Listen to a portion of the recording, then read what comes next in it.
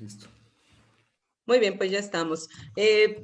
Bienvenidos todos, buenas noches a este nuevo miércoles de Astronomía en Clavius, en esta modalidad a distancia en la cual continuamos, pero bueno, que hemos tenido actividades muy diversas e interesantes. Y hoy pues no es la excepción, tenemos una nueva invitada, es la primera vez que Minerva nos visita, esperamos que no sea la última. Y bueno, pues ya saben que de pronto los temas de astronomía dan para mucho que a veces parece ciencia ficción y sobre todo este asunto de que las máquinas puedan hacer el trabajo de alguna manera independiente, eh, pues a veces hasta nos da un poco de temor. Pero bueno, más bien deberíamos sentirnos muy favorecidos por toda esta herramienta tecnológica que tenemos y que es el tema del día de hoy, el universo en inteligencia artificial. Y primero, para hacer una presentación de nuestra invitada, le voy a pedir a Gerardo que nos platique un poco de la trayectoria académica de Minerva. Por favor, Gerardo.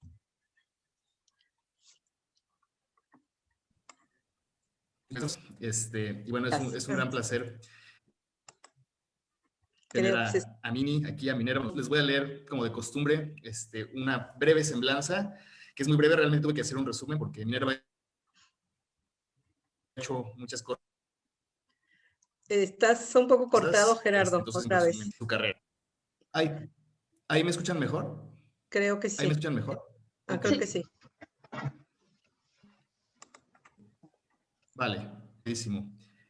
Minerva es licenciada en física por la Facultad de Ciencias de la UNAM. Es maestra en Ciencias de la Tierra por el Instituto de Geofísica también de la UNAM. Se especializó en modelación matemática y computacional de sistemas terrestres.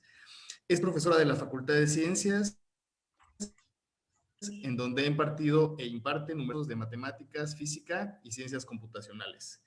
Y actualmente también se dedica al desarrollo de modelos para predicción de riesgo utilizando Machine Learning. Ahí voy a parar, Mini, para que más bien tú nos platiques lo que tienes preparado y al final esperamos sus preguntas. Muchas gracias por estar con nosotros y te cedo. Gracias. Espero que todos me escuchen bien. Si tengo algún problema de intermitencia, ¿me pueden hacer alguna señal para que Por ahora te escuchas perfecto. Muchas gracias. Bueno, sí, yo, como bien dijo Gerardo, estudié en la Facultad de Ciencias, estudié física, me especialicé en una maestría en Ciencias de la Tierra, ya en la parte de modelación. Siempre me atrajo mucho las computadoras y el código. Crecí con una computadora porque mi papá era programador. Entonces, esta relación entre la física, entender la realidad, por lo cual estudié física, y poder modelar todos estos sistemas a través de una computadora, expresar todas estas ecuaciones y poder transformarlas a un programa, fue algo que me apasionó mucho dentro del mundo de la física, y tiene que ver mucho ahora con lo que está muy en boga, que es la inteligencia artificial, y que también se aplica a sistemas físicos, y ahorita hay un boom y toda una pasión respecto a todo lo que se está aplicando en sistemas físicos y en este caso en astrofísica. Entonces, voy a continuar con la presentación. Esta frase de Schrödinger me gusta mucho porque al fin de cuentas siempre tenemos, o se ha creído esta idea de inteligencia artificial, que alguna vez podremos crear conciencia a través de las máquinas, y la conciencia viene muy pegado al límite del conocimiento que tenemos acerca de lo que es generar conocimiento en una máquina. Y esta frase de Erwin, que tiene más de 50 años que la dijo, se me hace muy especial porque aparte él estaba estudiando en ese momento todo lo que venía siendo la teoría de la mecánica cuántica. Y se dio cuenta a través de las ecuaciones de la mecánica cuántica de algo muy importante, que es la conciencia, que es el observador que está afectando lo observado. Entonces, dice, aunque creo que la vida puede ser el resultado de un accidente, no creo eso de la conciencia. La conciencia no se puede explicar en términos físicos, porque la conciencia es absolutamente fundamental. No se puede explicar en términos de otra cosa. Y esto quiero que quede grabado al inicio. Podemos a lo mejor tener alguna plática respecto a filosofía y ética respecto a las máquinas, pero hay ahí un límite en qué tanto podremos hacer una máquina pensante más no consciente. La conciencia parece ser que no solamente son las interacciones bioquímicas del cerebro, ¿no? Al parecer hay algo más en el universo que nos ha enseñado la modelación de sistemas físicos.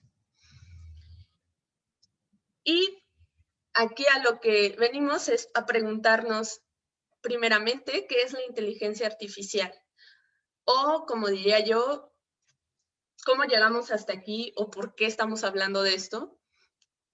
Entonces quiero empezar con Aristóteles, en más o menos antes de Cristo, 382-322, y él da la idea de los silogismos, ¿no?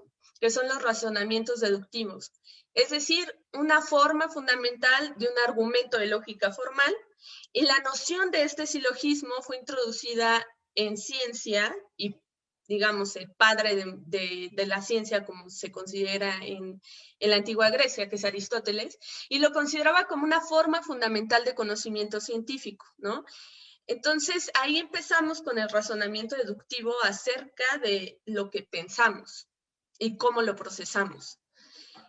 Después viene un rockstar de la ciencia, que dirán que cómo, si el rockstar era Newton, pero aquí el muñequito que tenemos a la izquierda, abajo de Aristóteles, es Leibniz, y él era de todo, ¿no? Era jurista, diplomático, teólogo, científico, historiador, y especialmente matemático, porque digamos que junto con Newton, él crea el cálculo, o lo descubre, hay dos formas de verlo, y en competencia con Newton, hace la teoría de cálculo diferencial, que al fin de cuentas sigue. Les decía que la imagen que tenemos ahí era de Leibniz, y él lo que hizo en los años de 1600 fue poner el razonamiento entendido como computación. Y es decir, que computar es tomar la suma de muchas cosas realizadas de manera simultánea o conocer lo que resta cuando una cosa ha sido tomada de otra. O sea, que razonar, por lo tanto, es hacer operaciones como sumar o sustraer. Y digamos que él ha sido capaz de una vez que ha hecho herramientas útiles como el cálculo diferencial, pero también de desarrollar el intelecto humano de una forma, digámoslo así, como instrumentista. Después tenemos en 1800, nace la álgebra booleana con George Boole, que es el que tenemos arriba, el monito de hasta arriba. Y en el álgebra de Boole las variables denotan conceptos que en este caso pueden tomar valores de verdad.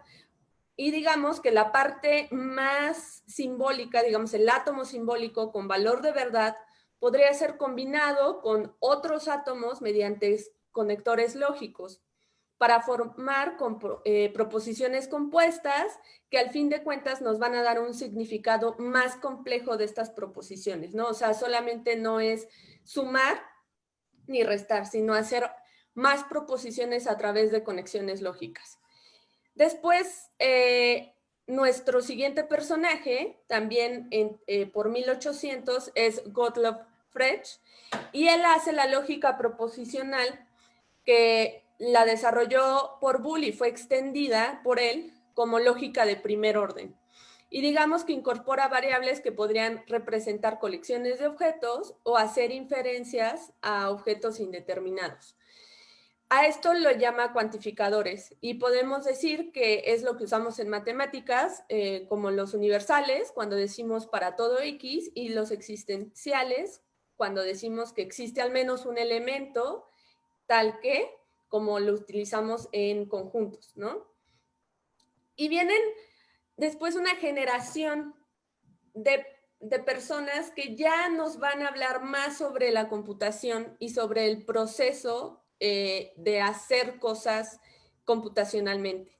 Y son caricaturitas, pero digamos que de izquierda a derecha tenemos a Alan Turing, a Kurt Gödel, a Stephen Kleene, a Emil Post y a Alonzo Church. Ellos van a generar mucho conocimiento y teorías de las que se va a basar la computación y en este caso la inteligencia artificial. Y vamos a pasar a lo que yo denomino en esta plática la mecanización del pensamiento.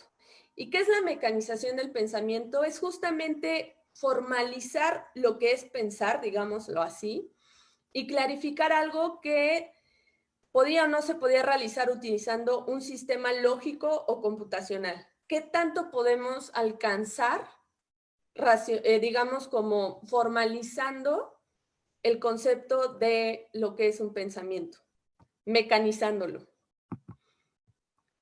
Entonces, dos personas muy importantes en nuestra lámina anterior que vienen aquí es Kurt Gödel. En 1931 demostró algo que hasta ahora sigue siendo un tema muy importante respecto a la filosofía de la ciencia, que son los conjuntos indecidibles.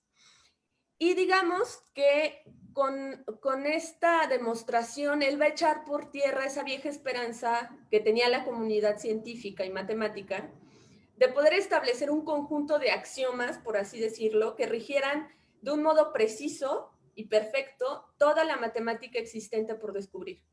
¿Eso qué quiere decir? Que si él daba una proposición, esa proposición lógicamente se podía decir si era falsa o era verdadera. El problema aquí es que los indecidibles nos dicen que hay proposiciones lógicamente él llega a esta demostración y dice no vamos a poder saber, hay proposiciones que no hay forma de demostrar si son falsas o son verdaderas, por la misma construcción. Entonces, por ejemplo, aquí lo que pongo yo es la paradoja del mentiroso de Epimenides, perdón, y lo que nos dice es todos los cretenses son mentirosos, ¿no? Pero Epimenides era cretense, ¿no? Entonces, esta es la paradoja del mentiroso. ¿Cómo voy a saber que lo que estás diciendo es cierto si tú eres cretense, entonces eres un mentiroso, ¿no? Y entonces entramos como en un loop. Y poniéndolo computacionalmente, diríamos que un computador encargado de clasificar oraciones, ya sean verdaderas o falsas, se atascaría, convirtiéndolo en circular todo este proceso. Por el contrario, un ser humano no nos atascamos, detectamos sin problemas que estamos bajo la paradoja del mentiroso y no pasa nada, ¿no? Pero tenemos esta noción de saber que es una paradoja, pero esa noción de saber que es una paradoja para un sistema mecánico que funciona a través de instrucciones lógicas, ahí es, digamos, el tema a tratar. Después, Alan Turing genera el test de Turing, ideado en 1950, y digamos que la prueba es, en palabras simples, en colocar un humano a chatear con una máquina y el humano no sabe con quién está chateando. Entonces, él tiene que discernir si con lo que está chateando es una máquina o no. Entonces, digamos que después de 5 minutos de charla, se debe de saber esto. Y el test de Turing se considera aprobado si el computador es capaz de convencer al menos al 30% de los jueces o de los humanos con los que chatee. Y ha habido varias inteligencias artificiales ahora que se han jactado de poder haber traspasado, digamos, el test de Turing, porque las personas son incapaces de saber que estaban hablando con una computadora, ¿no? Hay un video en Google acerca de esto, de una inteligencia artificial que pide una pizza a una pizzería y la chica que atiende no se da cuenta que estaba hablando con una máquina, ¿no? Entonces, podría decir que hemos llegado, algunas inteligencias artificiales, a pasar el test de Turing. Y quiero seguir con la siguiente lámina, que no todo es, sí todo es ciencia, y toda la ciencia es imaginación, y toda la ciencia es, al fin de cuentas, lo que el humano y el cerebro es capaz de idear.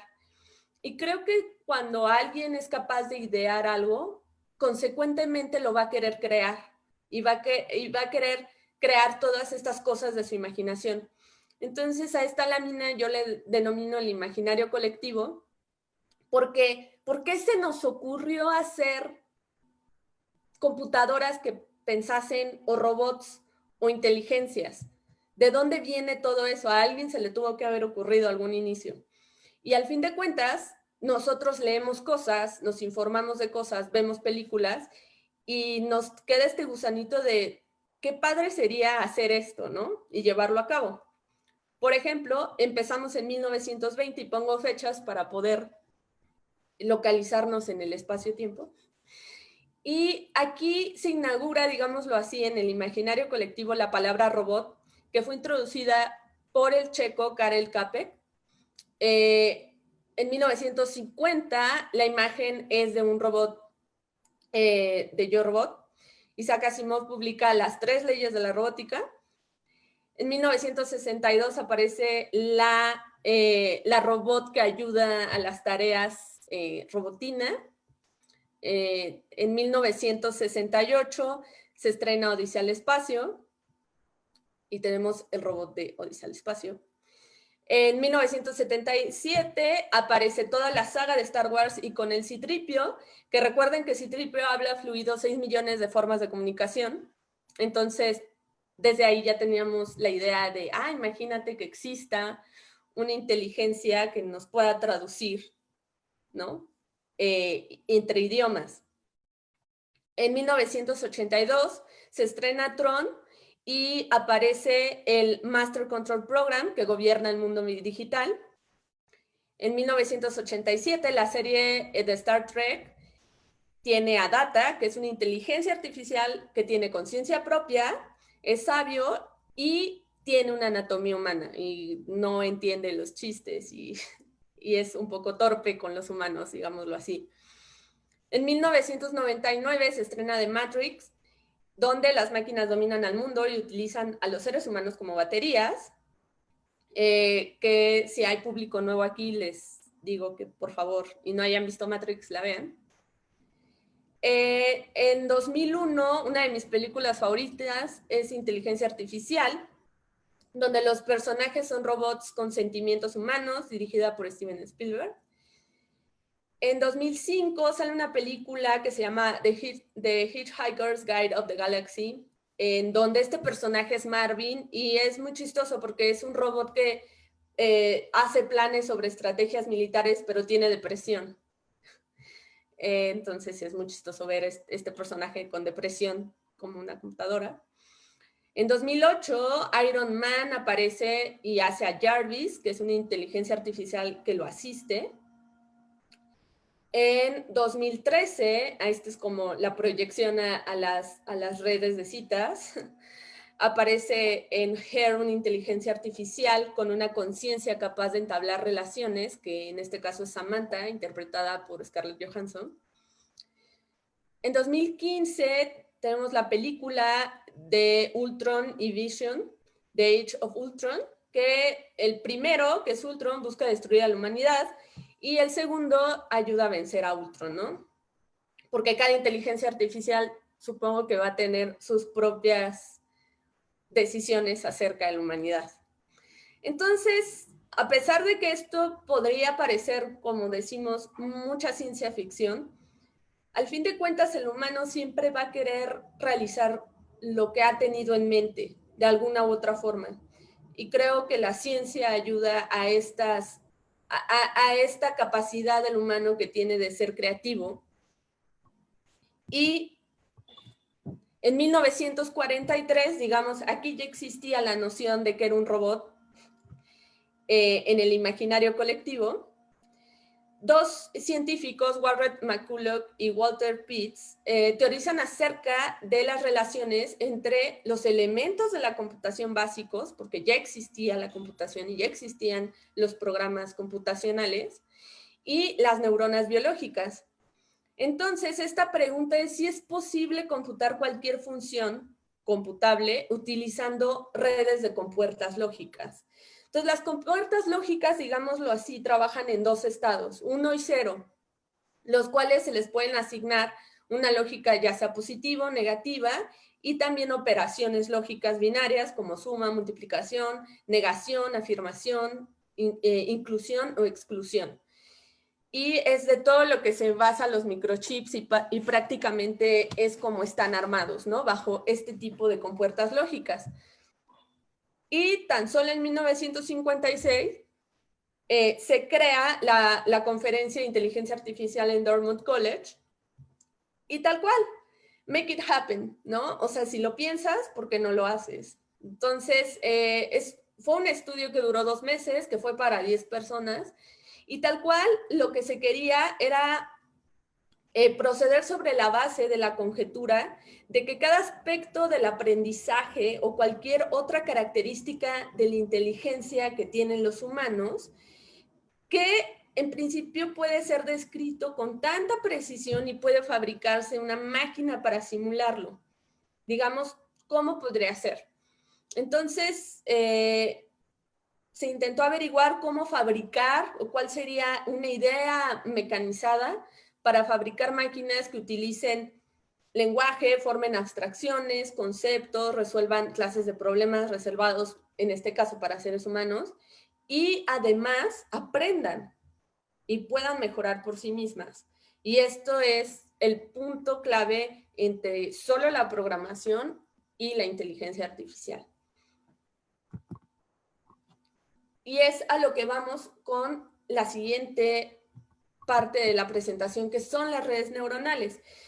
Entonces, recuerden que el cerebro humano tiene miles de millones de neuronas. Y las neuronas son las células nerviosas interconectadas en todo el cerebro que participan en este procesamiento y transmisión de señales, donde hay química y también son señales eléctricas.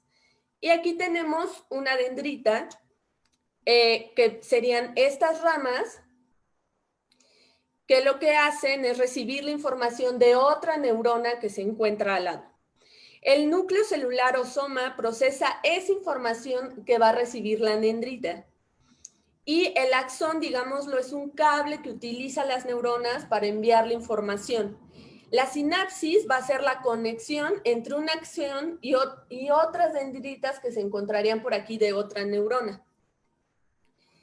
Entonces, en 1962, Frank Rosenblatt exploró el uso de estas redes y las llamó perceptrones. Y dijo, ok, pero vamos a decir que consistían los perceptrones, pues en los elementos de tipo neurona que podían aprender y realizar un reconocimiento de patrones.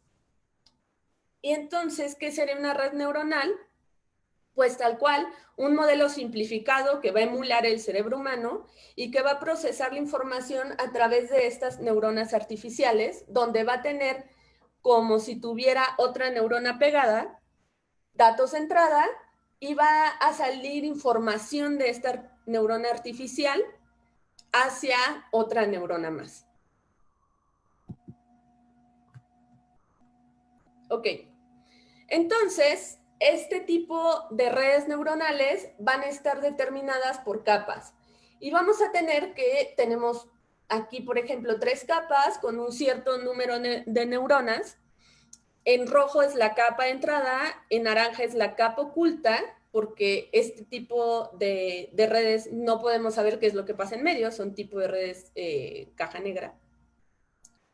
Y después sigue la capa de salida. Algunos modelos van a interconectar neuronas de una misma capa y también vamos a poder tener varias capas ocultas, y eso nos va a ir haciendo la complejidad de nuestras redes neuronales. Depende también cómo las programemos para que vayan aprendiendo. Por ejemplo, aquí hay una red un poco más, más extensa de una red neuronal con, en este caso sería 1, 2, 3, 4 capas ocultas, intermedias, la primera capa de entrada y al fin de cuentas siempre nos quedamos con un output.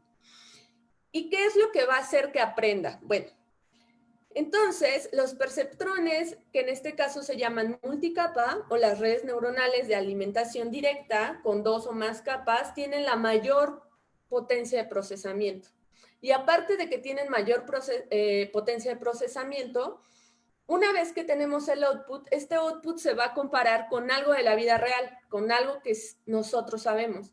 Y se va a realimentar a la red neuronal y se le va a decir, ¿sabes qué? Te equivocaste. Y te equivocaste es un número.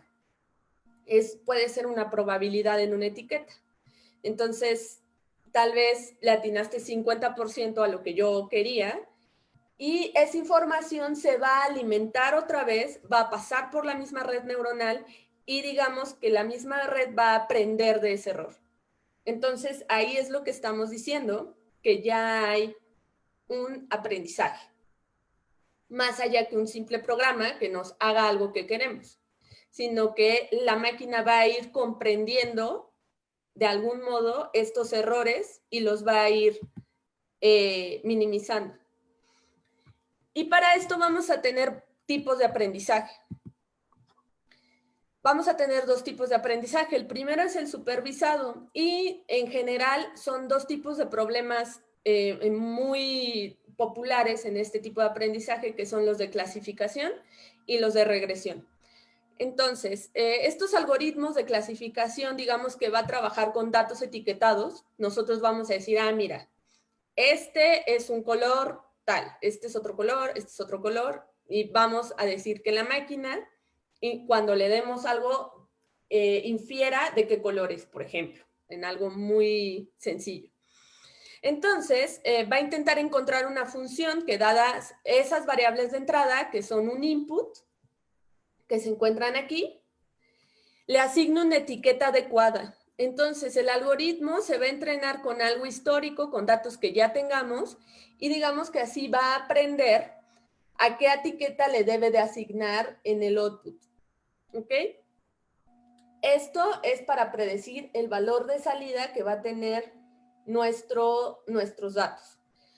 La variable objetivo en los casos de clasificación va a ser de tipo categórico. Como les digo, puede ser un color, puede ser un objeto, mientras que en los casos de regresión es un número, ¿no? Es un número tal cual, es un dato. Por ejemplo, si quiero saber cuál va a ser la temperatura promedio de hoy, también puedo hacer un sistema de machine learning en donde yo le dé datos históricos, lo alimente y me diga, pues hoy va a ser 21.6 grados promedio, ¿no?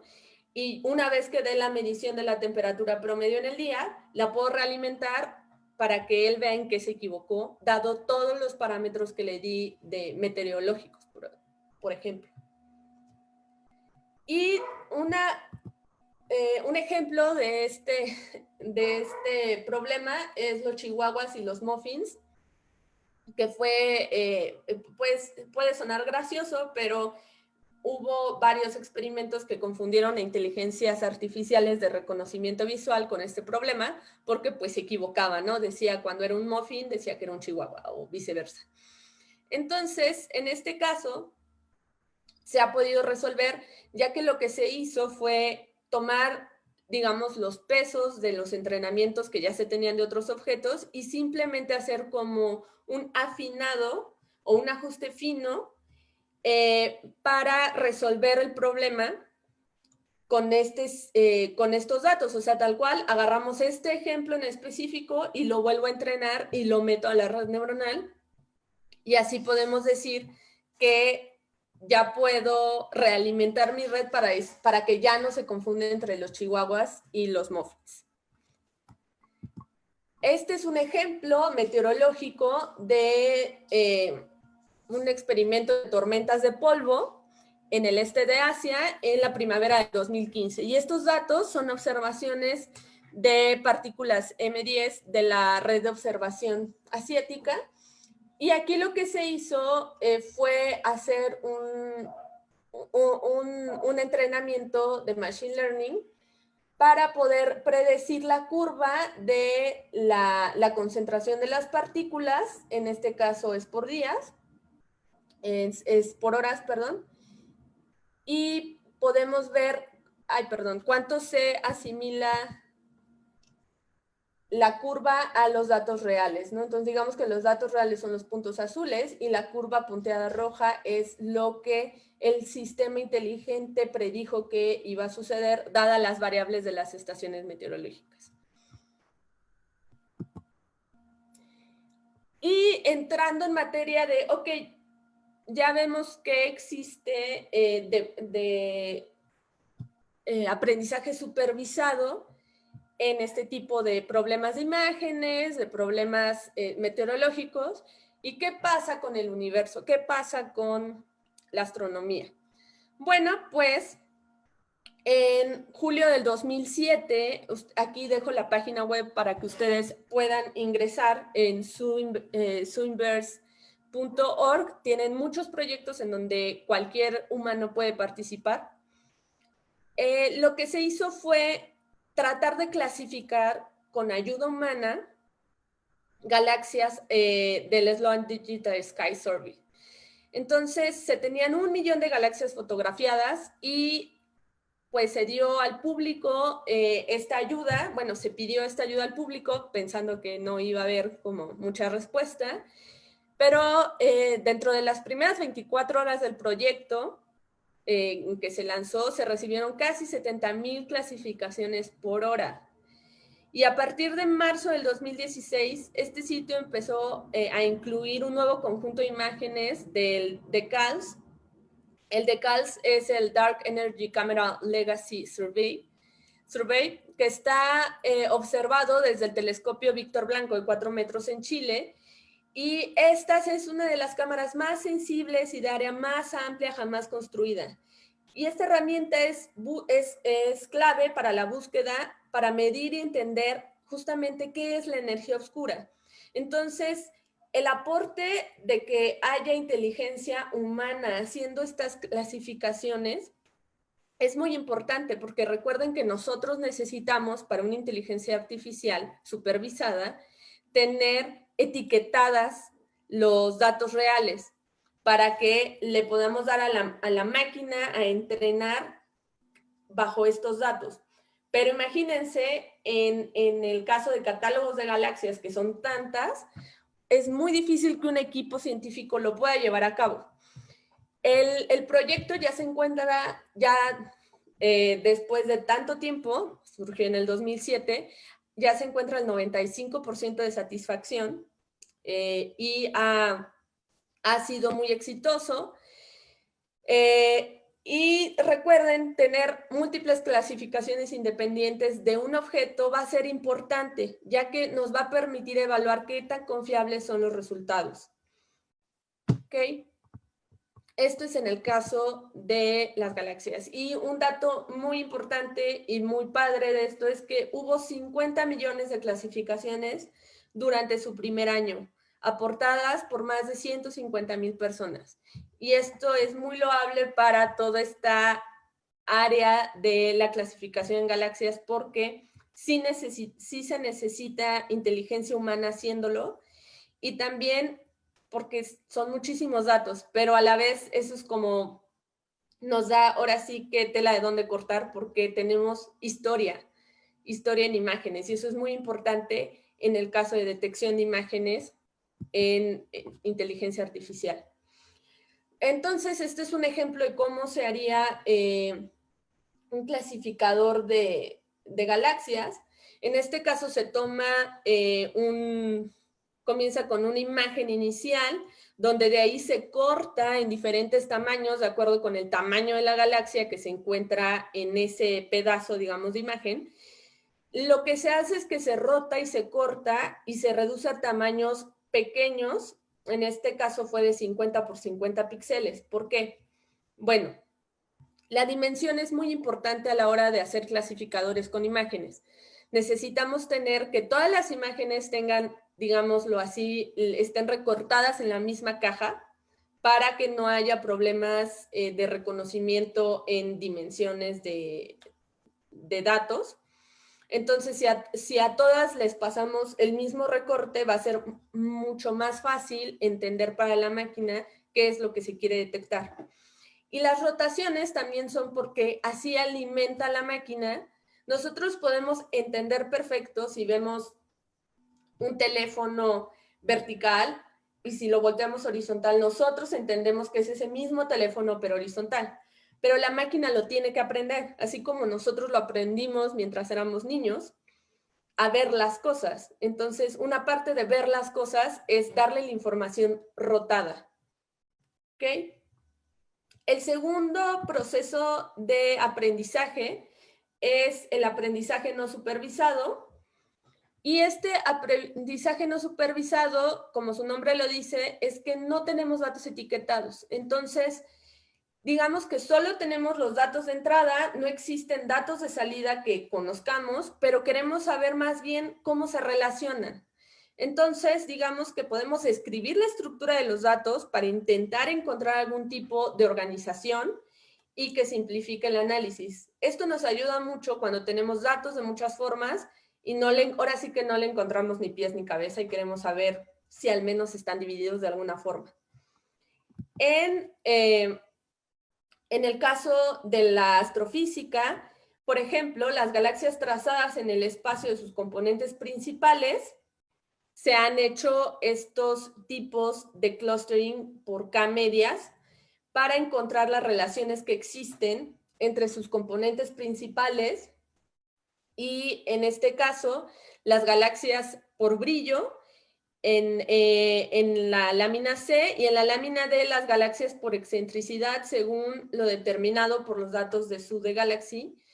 Y podemos ver cómo se dividen todas estas galaxias, o sea, cada punto ya sea en su excentricidad, cómo están divididas en clústeres en diferente color y por su brillo también cómo se diferencian unas de otras, ¿no? A pesar de que tenemos un montón de datos juntos, hay características entre ellas que las hacen similares y las dividen entre sí. Ahora vamos a continuar con lo que es Deep Learning, y no sé si hayan escuchado Deep Learning, que es el aprendizaje de Machine Learning, pero digamos, o el aprendizaje profundo, ¿no? Entonces, el aprendizaje profundo nos va a ayudar mucho en el performance cuando la cantidad de datos es bastante. Vamos a tener un performance mucho mejor que los algoritmos con Machine Learning. Entonces, ¿qué es lo que hace este aprendizaje diferente? Bueno, para empezar, prácticamente se puede hacer cualquier cosa. La desventaja es que necesitamos muchísimos datos y eso implica también muchísimo poder computacional para manejar estos datos y para hacer operaciones entre ellos, o sea, supercomputadoras. Y digámoslo así, que si proporcionamos al sistema toneladas de información, este comienza a comprenderla y a responder de una forma muy útil. Entonces, la diferencia entre Machine Learning y Deep Learning, por ejemplo, aquí si queremos saber si es un gato, es que no necesitamos a una persona que haga la extracción de características de los datos.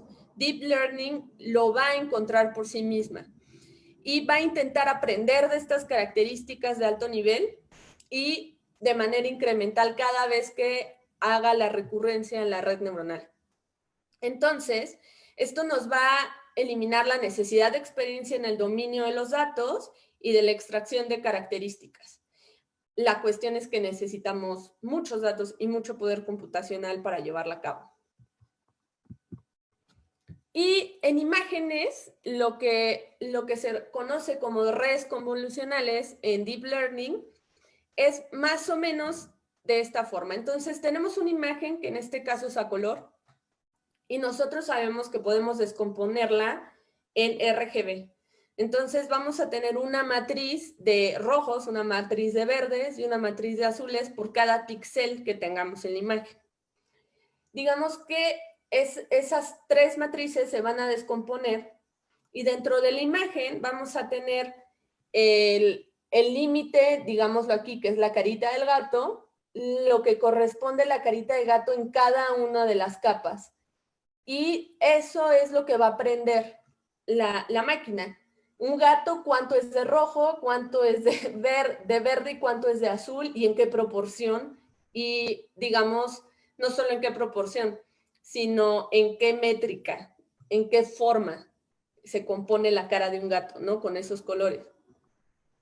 Lo que hace este esquema profundo es que en vez de ir en un patrón de una neurona por otra neurona en una capa, lo que tenemos es un input de neuronas vecinas que va a ir a la primera capa a una sola neurona, ¿no?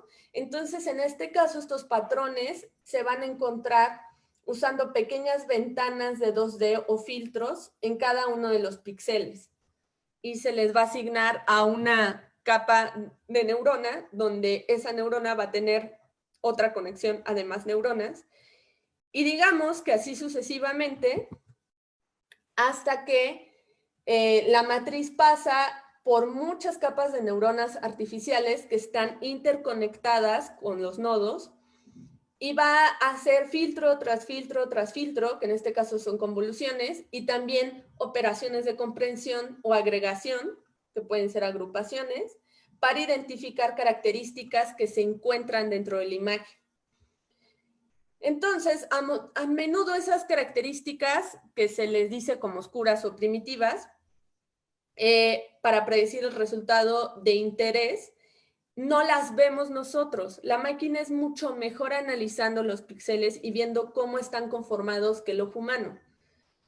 Porque nosotros no nos detenemos tanto a ver una imagen, pero una red convolucional puede fijarse en detalles que quizá nosotros no nos hayamos dado cuenta para poder entender qué es un objeto.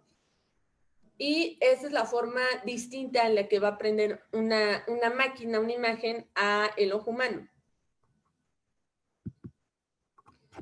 Ok, entonces una de las aplicaciones de las redes neuronales convolucionales es en las lentes gravitacionales. Entonces, estas lentes gravitacionales son muy útiles para los cosmólogos porque esta lente es directamente sensible a la cantidad y distribución de materia oscura. Y la materia oscura es uno de los temas que más se van a desarrollar en inteligencia artificial en los siguientes años. ¿Qué es lo que sucede? Es que los rayos de luz que vienen hacia nosotros desde las galaxias que se encuentran distantes van a atravesar el campo gravitacional de la materia oscura que se encuentra ahí. Y por lo tanto van a desviarse por efecto del lente. Y así podemos estudiarlo, justamente la materia oscura.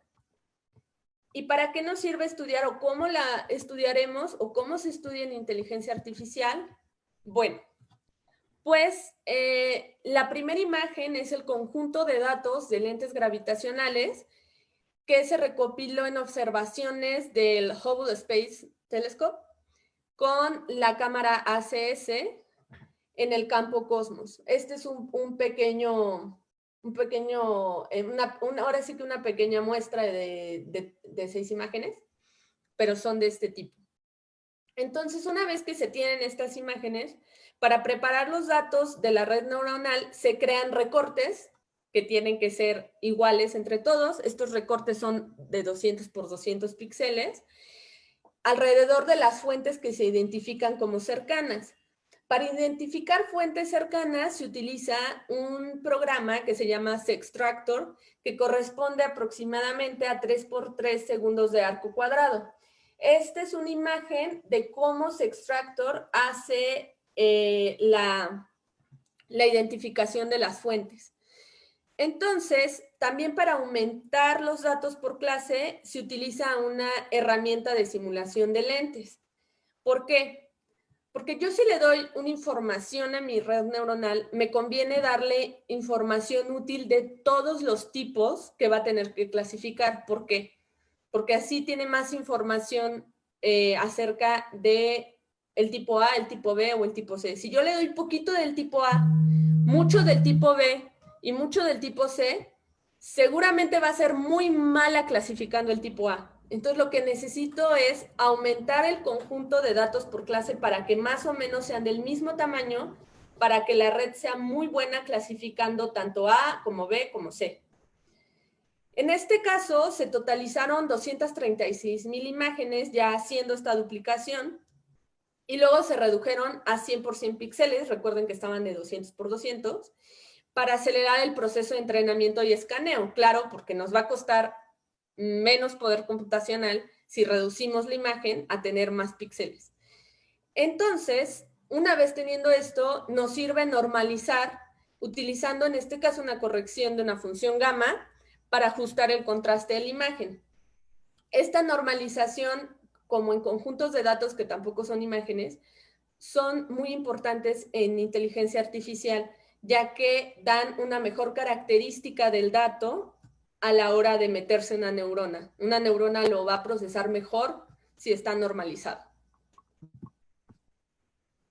Y en la fase de entrenamiento, la arquitectura del flujo de datos, aquí la dejo por si alguien está interesado en cómo se hace, pero al fin de cuentas estos son los recortes de las imágenes, las extracciones. Aquí vienen las redes neuronales que se tienen, las redes, las neuronas conectadas entre sí por cada capa, y al final dos clasificaciones, ¿no? En este caso, si sí tenemos un lente o no tenemos un lente. Entonces, aquí se utiliza un solo canal de color para capturar la geometría en lugar del contraste de color, o sea, no es como el ejemplo del gato, donde teníamos RGB. La entrada al convert es de 100 por 100 píxeles. Este uno es que solo tenemos un canal de color, o sea, no tenemos RGB. Se usa la capa softmax para la capa de decisión, que es un tipo de función para que entra a cada neurona. Y para optimizar la red se utiliza una función de entropía cruzada como función de pérdida. Y al final se minimiza esta pérdida con una función que se llama Adam Optimizer. Entonces, estas funciones son las que vimos al inicio de las dendritas, que se les aplican a las redes neuronales antes de su entrada. Y son muy importantes porque nos hacen que nuestra red sea más potente y que aparte nos dé mejores resultados de clasificación. Este es un ejemplo de lo que utilizaríamos para clasificar, en este caso, con redes neuronales convolucionales, las lentes gravitacionales. ¿Y qué se obtuvo a través de esto? Bueno, pues una vez que ya tenemos este entrenamiento de imágenes, se obtuvo una serie de parámetros en los cuales se podía comparar cómo era la distribución de la materia oscura en el universo, medida, digámoslo así, con ciertos modelos y aparte con las predicciones de inteligencia artificial. Entonces, esta nueva red de aprendizaje profundo, que se llama Cosmogan, tiene una capacidad para crear mapas de convergencia de lentes gravitacionales débiles y de alta fidelidad. Recordemos que, como es una de las mejores formas que se tiene para estudiar la materia oscura, la mayoría de la materia del universo, que es materia oscura, no la podemos observar directamente. Entonces, para poder utilizar métodos indirectos para estudiar cómo se distribuye, es necesario darle esta alimentación de imágenes de lentes a la red neuronal. Y lo que aparece aquí, esta es la validación, que es tal cual los datos reales, y abajo es la que generó la red neuronal de la inteligencia artificial. Entonces, si ven, son resultados muy similares. Aquí tengo otra imagen. En este caso, la primera simulación 3D del universo, que está basada en aprendizaje profundo, y digamos que esta simulación, que se llama D3M, va a aprender a predecir la estructura cósmica en el régimen no lineal con mayor precisión que el modelo de referencia, que es el que se tiene como 2LPT. ¿qué es lo que pasa aquí? Nuestro modelo se va a generalizar bien para probar simulaciones con parámetros cosmológicos, significativamente diferentes. Y esto es muy importante. ¿Por qué? Porque se puede implementar un aprendizaje profundo para una variedad de simulaciones más allá del espacio de parámetros cubiertos por los datos de entrenamiento, o sea, por las cosas que sí teníamos observadas. O sea, podemos esto generalizarlo a más. Entonces, aquí lo que tenemos son cortes en 2 dimensiones de la distribución de partículas completas, que es el superior, y los vectores de desplazamiento, que es el renglón inferior. En este caso, cada modelo es el que está en cada una de las columnas. Y la primera es, digámoslo así, la observación, que es lo que observó la herramienta. Después vamos a tener una simulación de cuerpo aproximado. Después un modelo lineal simple. Después vamos a tener la aproximación analítica. Y al final vamos a tener el modelo de 3M. Y digámoslo así, que la diferencia, lo que tenemos son los errores en esta gráfica de color. Entonces, entre mayor sea a rojo, y más próximo a rojo sea, es que hay un mayor error en el cálculo en ese punto. Entonces, como podrán ver, D3M tiene menores errores que todos los modelos anteriores. Y la imagen del millón es esta. Entonces, el modelo denominado D3M va a ser más rápido, más preciso que el modelo existente de la teoría de perturbación de segundo orden, que es el que tenemos como 2LPT. Y los colores representan el error de ese desplazamiento promedio en millones de años luz para cada punto de la cuadrícula. Entonces, en relación con un modelo de alta precisión, aunque es mucho más lento, el D3M es mucho más rápido y más preciso. Y esto fue una de las noticias chocantes acerca de la inteligencia artificial en la predicción de, en este caso, distribución de materia oscura. Y la última parte de la exposición, y para los que en futuro quisieran dedicarse a este tipo de cosas, es cuáles son las oportunidades que hay en esta década. La primera, el observatorio Rubin, que se encuentra en Chile, está desarrollado por comunidades independientes de científicos y nada más y nada menos tiene 500 petabytes de imágenes. Y es una de las bases de datos que incluye decenas de billones de observaciones de miles de millones de objetos que van a tener que ser clasificados y van a tener que ser estudiados de alguna forma. Esta fuente va a proporcionar a la comunidad astronómica óptica una cantidad de datos, como ya dijimos, sin precedentes, y va a cubrir casi todo el cielo visible del sur durante la próxima década. Y digamos que el lapso de esta cobertura va a ser cada 3 días, entonces imagínense la cantidad de datos. Vamos a tener 1000 exposiciones en total en cada posición, entonces aproximadamente. Esta es la primera. La segunda es el ERA, que es un radiointerferómetro que se encuentra en el South African Radio Astronomy Observatory en Sudáfrica, y que va a buscar proporcionar la primera detección del espectro de potencia de 21 centímetros de la época de la reionización, y se proyecta que se produzcan 50 terabytes de datos por noche de observación. Aquí entra Machine Learning preciso para identificar la interferencia de las radiofrecuencias que se pueden encontrar en estas observaciones de ERA, y que pueden ser más rápidas y más confiables que los algoritmos tradicionales, porque aparte vamos a tener muchísimos datos con que trabajar y necesitamos también cierta dinámica para poderlo hacer y no tardarnos años en estudiar toda esta cantidad de datos que se van a generar. En este es muy interesante el siguiente punto porque son las optimizaciones en Machine Learning. Aquí hablamos de los datos que se van a recolectar, pero ¿qué pasa lo que ya se tiene y aún necesita afinarse?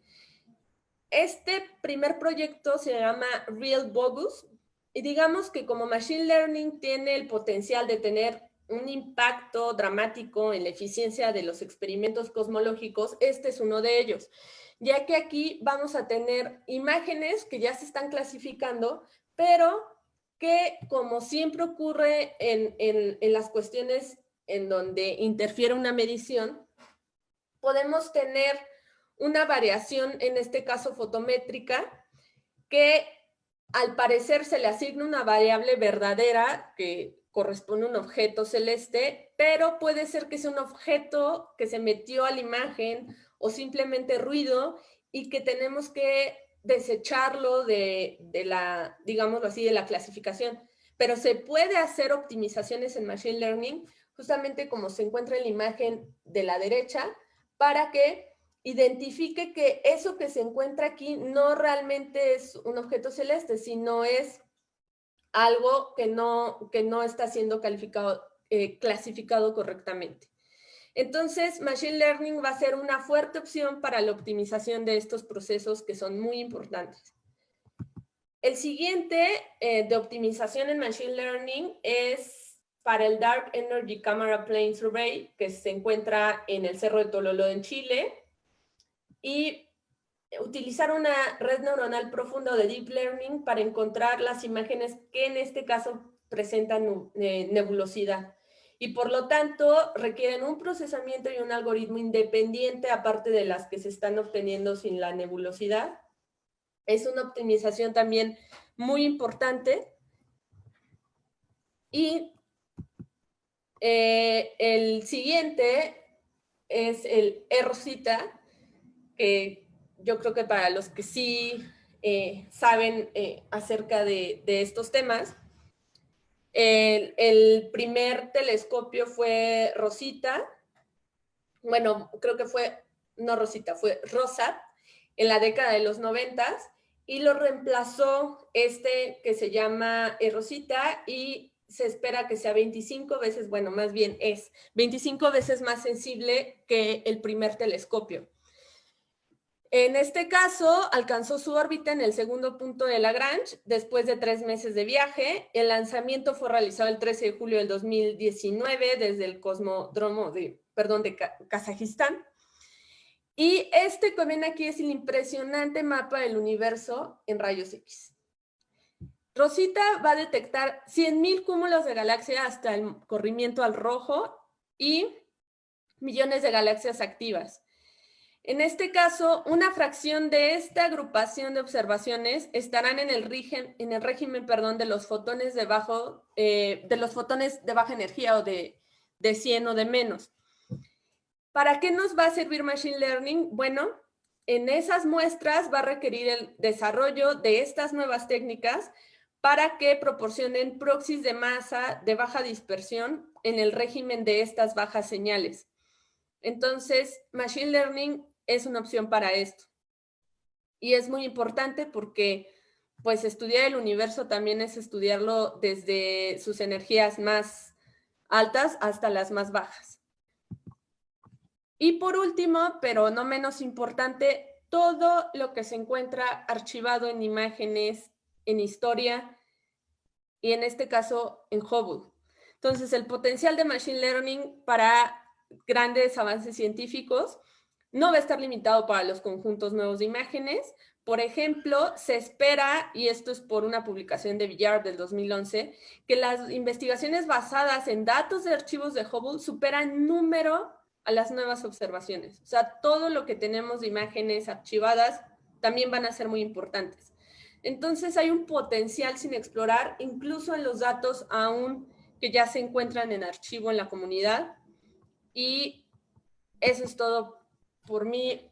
Gracias por los que se quedaron y que aguantaron todas las intermitencias. Espero que les haya gustado mucho y cualquier pregunta, estoy disponible.